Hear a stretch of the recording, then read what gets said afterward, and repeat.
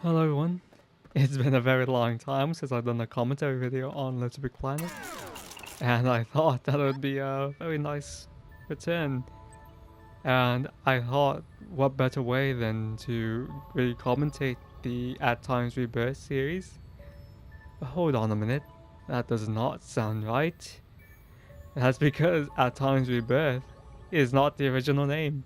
It was actually T3P Rebirth, which standed for the Three Pablo Rebirth, because the Three Pablos was my original profile, and I had every level but in its original form. So Rebirth is a remake of those levels, because those levels were a combined story. So I'm gonna point this out. At Times Rebirth, or I'm just gonna call it Rebirth, is very outdated because I have kept up with the story and it has changed so drastically because I wrote the original levels when I was like 13. Okay, be prepared for a lot of grammatical errors and me having to correct them on the spot.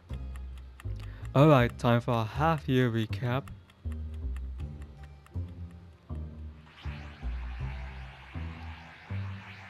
The 5 most powerful stars have died, but they become crystals.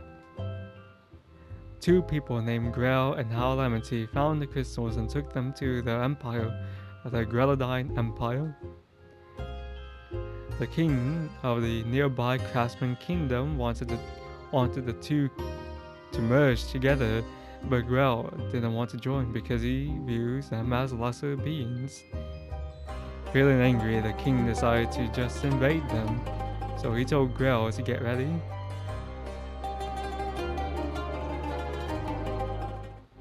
A member of the Greladine Empire took the crystals and could have become the most powerful member. However, he was defeated before that.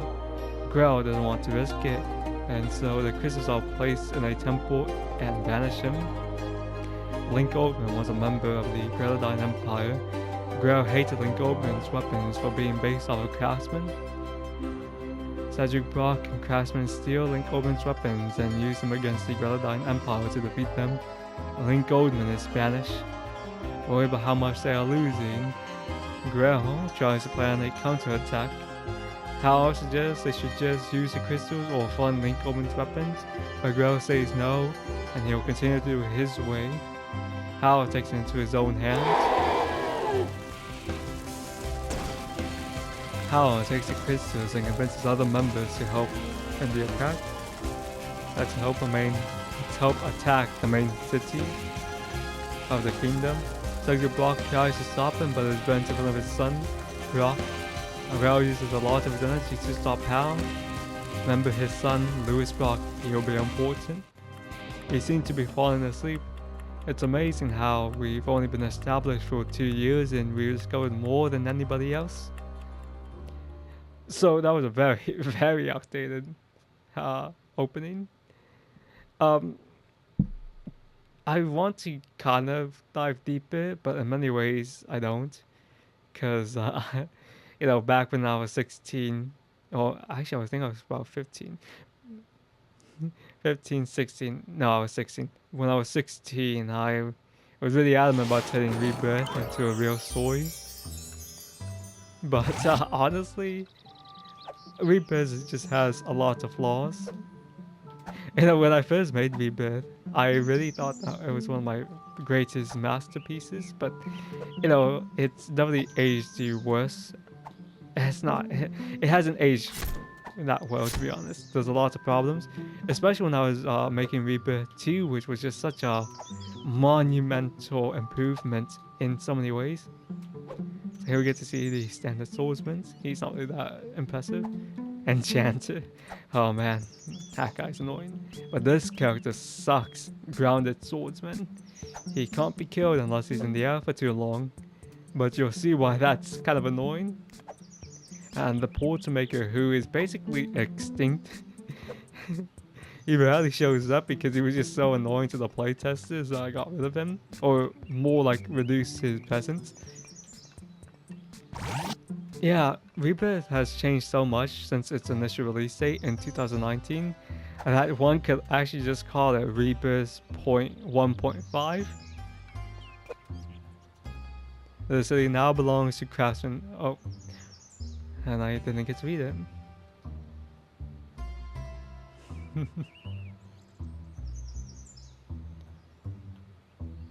Alright, here we are. Take down all 16 flags and burn the house of the Kardashians. I'm gonna go this way.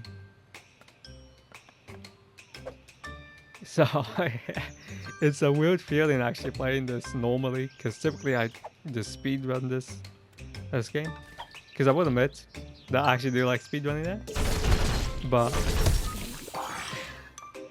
well, it's quite janky sometimes.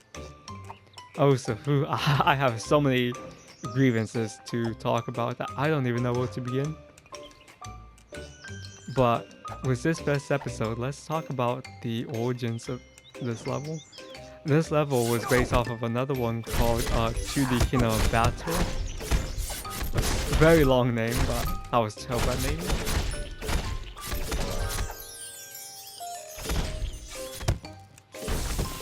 Okay.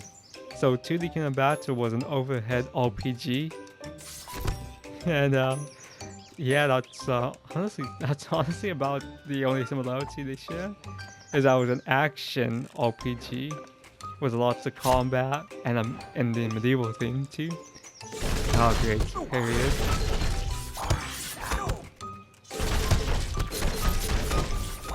So in case you're wondering what makes the grounded swordsman such an annoying character, he doesn't really. It's just like because of how the knockback system works, he just doesn't really fit all that well. Because the knockback system isn't really all that good, and that's because of one major issue that I've been neglecting to mention for like in all my commentaries. It's how hits and damage is done. So, in order to do dynamic health and dynamic damage, you have to do like a really annoying process. You have to use like a battery and have it like signal different like percentages. And when making 2D Kino Battle 2, when making 2D Kino Battle, back in the original levels, I didn't know how to do that, so I just kept it to a really basic damage system. But that means that, every piece of damage or every attack just does one hit of damage. So how do we make moves do more damage? Well, you make them flicker.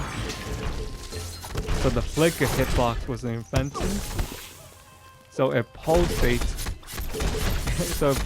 At a really fast frequency. And it works for the overhead RPG, but when translated to the action to the RPG, it does not feel good, honestly. It feels it's just like you can tell that these moves are just doing one hit of damage, like right there. But it also meant that characters couldn't have that much variety between each other. Because we couldn't have heavy characters because heavy characters would have like a lot of startup, but the startup would be in vain because it just does one hit of damage. So they would have to have lots of startup, but also have their attacks linger so that the pulsating hitbox could flicker. And it's just like you can only see why that's a problem, having the flicker hitboxes be so prevalent. And back then it seemed like like a simple enough solution. It's just like, you look back now and you say to yourself, why did I do that? And it's like, it doesn't really feel like, it really doesn't feel more than anything than just laziness, honestly. It really does feel like I just didn't want to put in the effort of, I wanted to revamp the damage system. And the unfortunate part was because Rebirth 2 was, like a, fuck. Yeah, because Rebirth 2 was basically using direct assets from Rebirth 1, it meant that the flicker hitbox system returned, which meant it once again brought back its plagues of having heavy characters be at a disadvantage, because having heavy strong up meant that they also had to have like a long-lasting hitbox to compensate. But Rebirth 2 probably got it worse because, you know, the characters were trying to be different, they weren't trying to feel the same. And I think for the most part Rebirth 2 handled it okay, but you just know that it could have been better if the flicker hitbox was replaced with the more competent dynamic hitbox, or the more competent dynamic health system. And it's like definitely my biggest regret, and it's one that I just genuinely do wish that I could go back in time and change.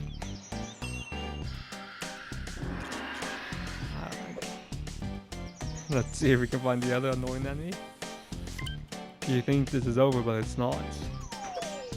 And it turns into a teacup because he was supposed to be a shapeshifter. And like, it's funny because one of these characters no longer exists in the most recent draft of Rebirth, because they just didn't need to. I think the main problem with Rebirth is, one, I was 16, which I was a bit more competent of a writer than I was when I was 13, but I was still 16. But the main problem is, 16-year-old me was very adamant about keeping things the same, like even if it was to a detriment. Yeah, so even if it was a detriment to the system or to the story, we wanted to keep things the same.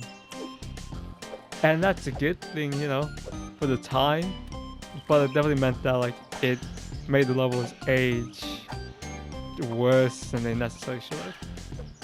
Because, you know, now, oh, there he is. Because now, okay. Because you really want to kill that guy as fast as possible, because that will happen. Okay. So, yep. So yeah, that's the biggest problem with Rebirth.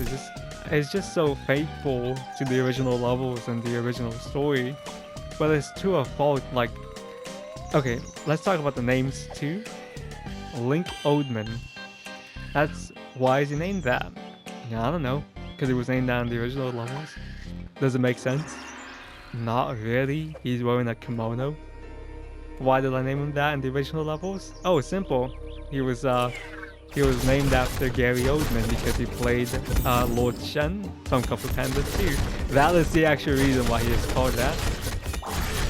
Why is he called this in this one? I don't know, because he was called that in the original level.